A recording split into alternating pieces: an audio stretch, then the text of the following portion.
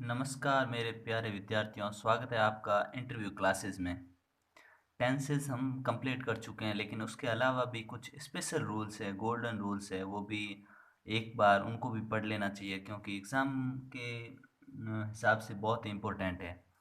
और ये आपको हेल्प करेंगे एग्ज़ाम में, तो उनको हम पढ़ते हैं। अगर आपने चैनल को अगर सब्सक्राइब नहीं किया तो जल्दी से सब्सक्राइब कर लें, बेल आइकन को दबाएं जिससे आपको नोटिफिकेशन मिले टाइम पर, और वीडियो अच्छे लगे तो लाइक करें। तो आज शुरू करते हैं हम कुछ गोल्डन रूल्स। पहला है, when a sentence start with V one, जब कोई भी सेंटेंस वी वन यानी वर्ब की फर्स्ट फॉर्म से शुरू हो तो वो होता है इम्पेरेटिव सेंटेंस। इम्पेरेटिव मतलब आज्ञार्थक वाक्य, जिसमें आज्ञा हो सकती है, आदेश हो सकता है, रिक्वेस्ट हो सकता है, वो मतलब वी वन से शुरू होते हैं। इसका हिंट पहचानेंगे कैसे कि ये इम्पेरेटिव सेंटेंस है? तो वी वन मतलब इम्पेरेटिव, मतलब ऐसे वाक्यों में हमेशा वी वन ही भरी जाती है, यानी प्रेजेंट इंडेफिनिट टेंस ही भरा जाता है। तो पहचानने का तरीका, वाक्य को पहचानेंगे कैसे? देखिए, no subject in the beginning of a sentence, यदि सेंटेंस के बिगिनिंग शुरुआत में कोई यहाँ पे नहीं होता है। क्या नहीं होता है? सब्जेक्ट। सेंटेंस के शुरुआत में सब्जेक्ट नहीं होता है। ठीक है। दूसरा तरीका है कि सेंटेंस स्टार्ट्स विद प्लीज और काइंडली, वाक्य प्लीज और काइंडली से भी शुरू हो सकता है। और वाक्य अगर नेगेटिव इंपेरेटिव है तो डू डज और नॉट से भी शुरू हो सकता है, उसके बाद वी वन। ठीक है, तो पहला क्वेश्चन देखते हैं। Please blank space not disturb me. Please आ गया, मतलब इंपेरेटिव सेंटेंस है, मतलब वी वन आएगी, वर्ब की फर्स्ट फॉर्म आएगी। तो वी वर्ब की फर्स्ट फॉर्म आएगी तो देखिए, प्रेजेंट टेंस में हेल्पिंग वर्ब तो होती नहीं है, होती है तो डू डज होती है। तो नॉट आया तो डू डज आएगा। तो डू डज में से आपको नॉट आते ही और फिर वर्ब की फर्स्ट फॉर्म लिखनी है, तो आपने यहाँ लिखा not do not disturb, do not disturb, do not disturb me. Next देखिए, काइंडली। काइंडली से पता चला कि इंपेरेटिव सेंटेंस है, मतलब वी वन आएगा। Kindly blank space me leave for 2 days, ये हम एप्लीकेशन में खूब पढ़ते हैं इस सेंटेंस को, तो बिना रूल के भी भर सकते हैं, लेकिन फिर भी अपने को कॉन्सेप्ट पता होना चाहिए। तो काइंडली तो वी वन आएगा, मतलब grant. Kindly grant me leave for 2 days। Next देखिए, blank space your work. Do यानी करना, सब्जेक्ट नहीं है शुरुआत में, किसी में भी शुरुआत में सब्जेक्ट नहीं था। ठीक है ना, सब्जेक्ट से शुरू ही नहीं हुआ सेंटेंस, मतलब इम्पेरेटिव। यहाँ भी सब्जेक्ट नहीं है, मतलब इम्पेरेटिव सेंटेंस है। योर वर्क, करो अपना काम करो। डू, तो डू की फर्स्ट फॉर्म खुद डू ही होता है, डू योर वर्क।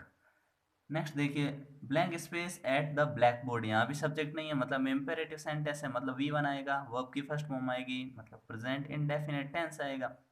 तो लिखा हुआ है लुक। लुक मतलब देखना, तो यहाँ पे लुक की फर्स्ट फॉर्म लुक,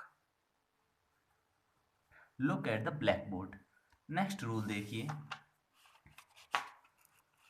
नेक्स्ट है imperative sentence plus next sentence. अगर कोई वाक्य इम्पेरेटिव है और उसके तुरंत बाद एक अगला वाक्य शुरू हो जाता है, तो क्या करना? इम्पेरेटिव पता है प्रेजेंट सिंपल टेंस में होता है, इंडेफिनिट टेंस में होता है, लेकिन जो नेक्स्ट सेंटेंस होगा वो आपको हमेशा is are am plus V one में आईएनजी जोड़ के, मतलब प्रेजेंट कॉन्टिन्यूस टेंस में ही करना है। ये फिक्स है। इम्पेरेटिव है, उसके साथ प्रेजेंट कॉन्टिन्यूस टेंस आएगा, मतलब is are am V one में आईएनजी। ठीक है, जैसे देखिए यहाँ पे लिखा हुआ है लुक। लुक तो इम्पेरेटिव हो गया, लुक खुद कंप्लीट सेंटेंस भी मान सकते हैं आप इसको, लुक इन देखो। ठीक है, द मैन, अब ये इम्पेरेटिव हो गया, तो इम्पेरेटिव के नेक्स्ट वाला सेंटेंस ये हो गया, तो इसमें present continuous tense means the man singular है, तो द मैन इज रनिंग,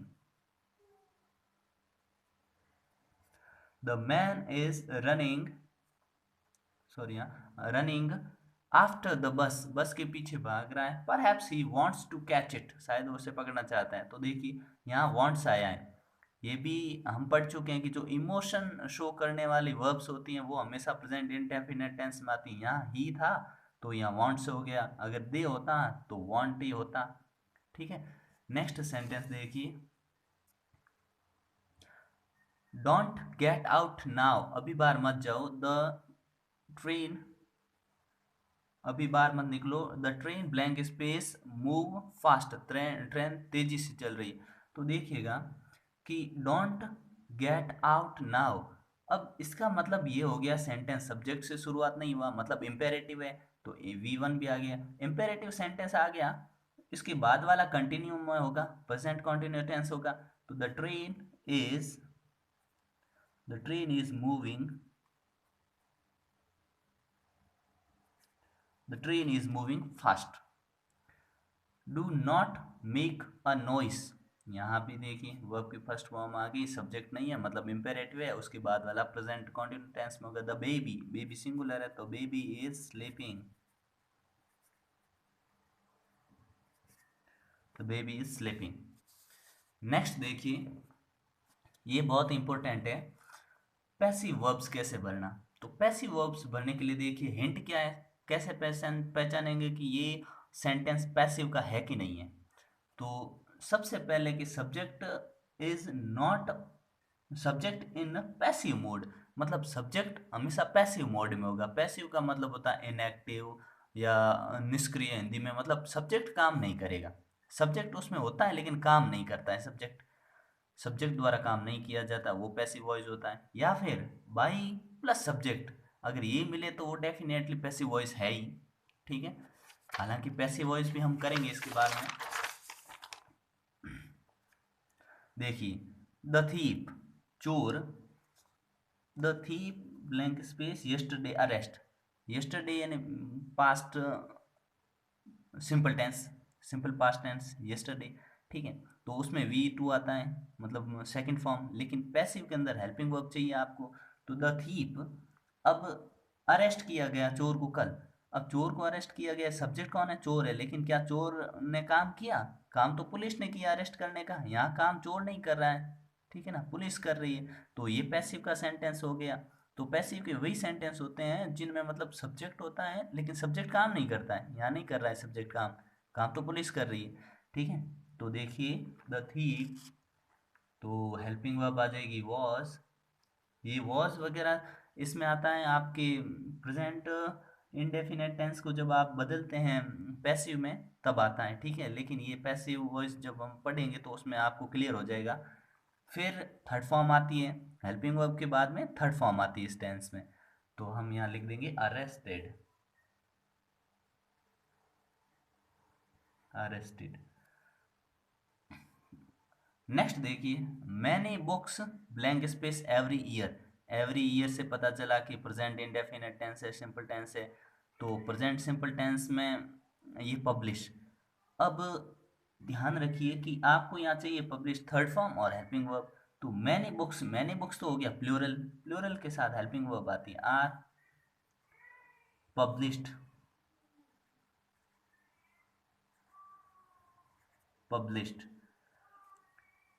अब देखिए यहाँ भी सब्जेक्ट मैनी बुक्स था, लेकिन मैनी बुक्स कोई काम नहीं कर रहा है, बुक्स पब्लिश अपने आप थोड़ी होती है, उनको कोई करता है, मतलब सब्जेक्ट काम नहीं कर रहा है यहाँ पे, मतलब ये भी पैसिव का है। अब देखिए when I reached my house, जब मैं अपने घर पहुंचा, food blank space by my mother, मेरी मम्मी द्वारा खाना बनाया जा चुका था। अब इसका सेंस हिंदी में नहीं निकालना, कभी भी हिंदी में सेंटेंस को नहीं बदलना। हमने पहले वैन का कॉन्सेप्ट पढ़ चुके हैं कि एक एक्शन शॉर्ट होता है एक लॉन्ग होता है। अगर ये पैसिव यहाँ पे बाई माई मदर नहीं होता तो ये पैसिव का नहीं होता, पैसिव का नहीं होता तो हमने पढ़ा था कि अगर एक तरफ ये शॉर्ट एक्शन है, मेरे पहुंचने का शॉर्ट एक्शन है, मम्मी के खाना बनाने का लॉन्ग एक्शन है, तो ये होता past simple past indefinite tense में और ये होता पास्ट कॉन्टिन्यूस टेंस में। लेकिन यहाँ पे क्या है बाई माई मदर, तो ये पैसिव हो गया। तो पैसिव के अंदर यहाँ सेकंड फॉर्म है, तो यहाँ आपको होगा द फूड वॉज, अब वॉज आ गया तो इसके साथ आएगा बीइंग, वॉज बीइंग, और थर्ड फॉर्म कुक्ड, इसको कुक्ड पढ़ेंगे कुक्ड। नेक्स्ट देखिए the room blank space before the guest came clean. अब देखिए बिफोर का कॉन्सेप्ट पढ़ चुका है, एक तरफ अगर बिफोर से पहले हेड और थर्ड फॉर्म आता है और बिफोर के बाद V2 आती है, हमने ये पढ़ा है।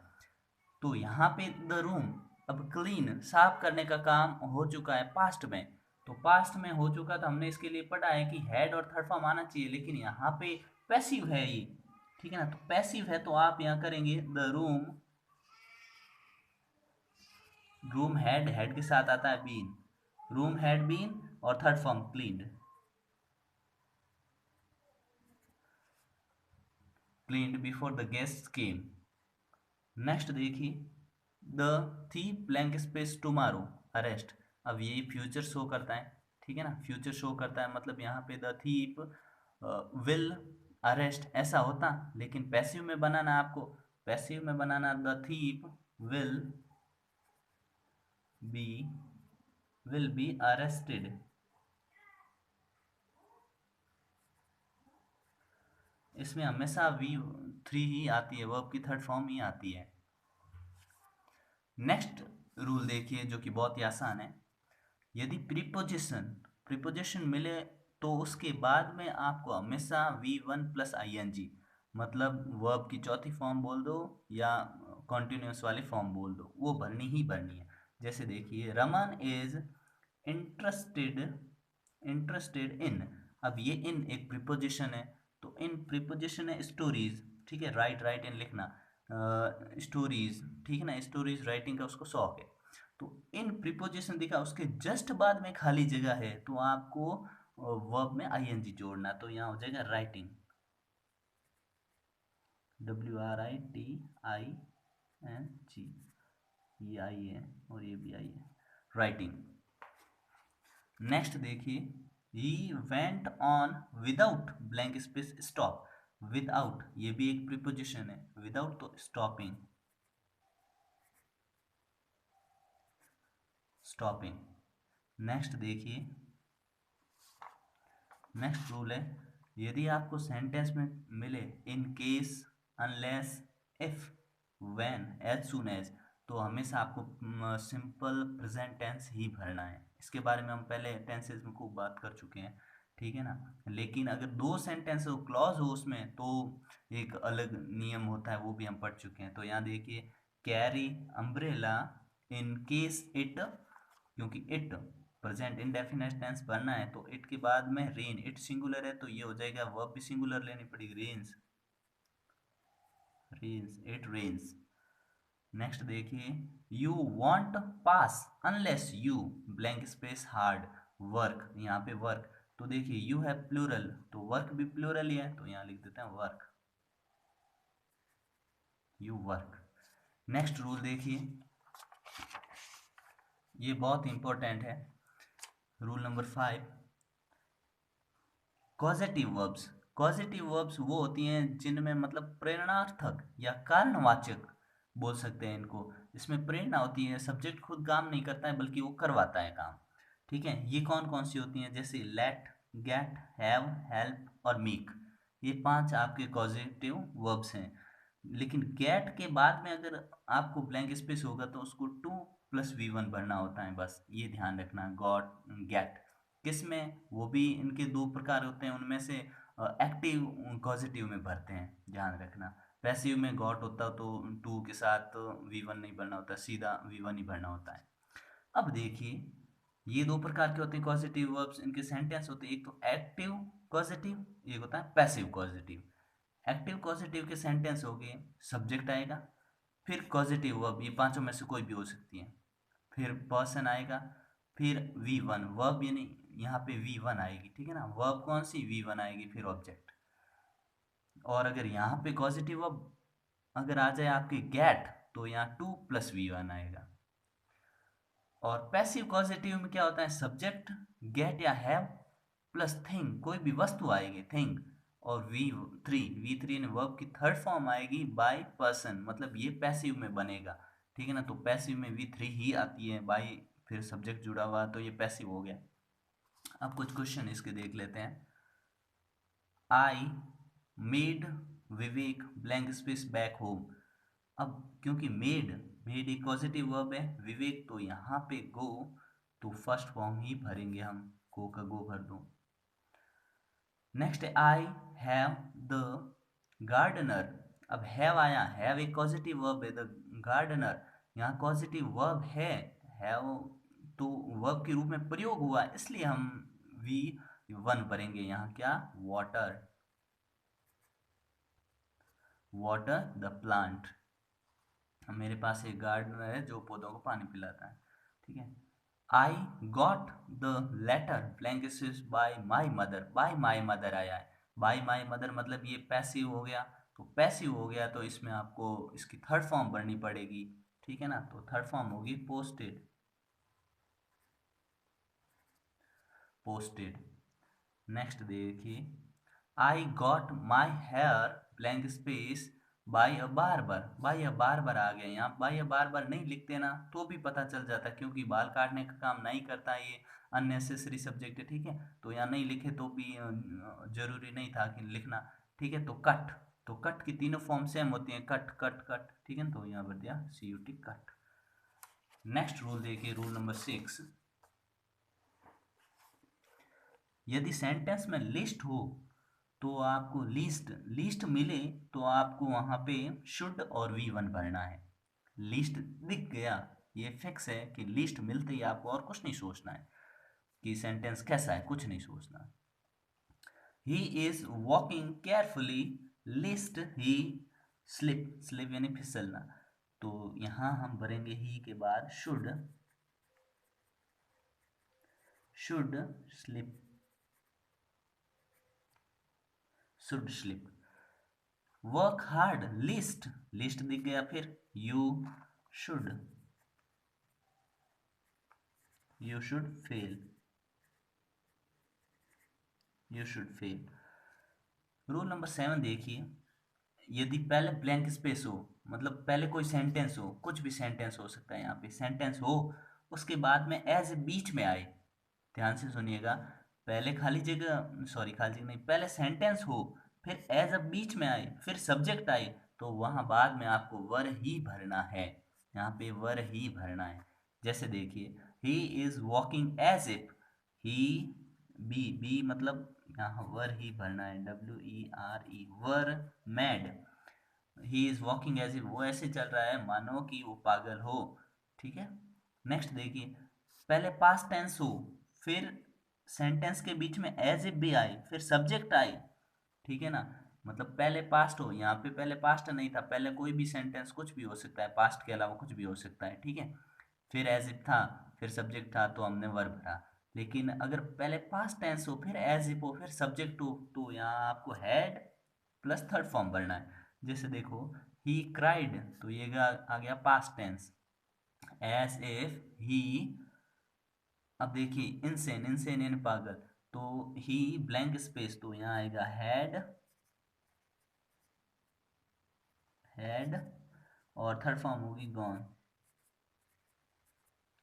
Had gone. रूल नंबर 9 देखिए, ब्लैंक स्पेस फिर हेल्पिंग वर्ब फिर सेंटेंस। अब देखिए, यदि सेंटेंस की शुरुआत ही खाली जगह से हो जाए, यहाँ पे ध्यान रखना, सेंटेंस शुरुआत ही खाली जगह से हो जाए, तो वहाँ फिर आपको हेल्पिंग वर्ब दिखे, मतलब सेंटेंस में खाली जगह है फिर हेल्पिंग वर्ब दिख रही है फिर सेंटेंस है आगे, तो उसमें आपको V1 ING लिखना है। जैसे ये खाली जगह है फिर हेल्पिंग वर्ब है, खाली जगह है हेल्पिंग वर्ब है, तो यहाँ आपको हमेशा V1 + ING ही लिखना है। जैसे खाली जगह is good for health, walk, walk in चलना, तो वॉकिंग यहाँ लिखेंगे हम,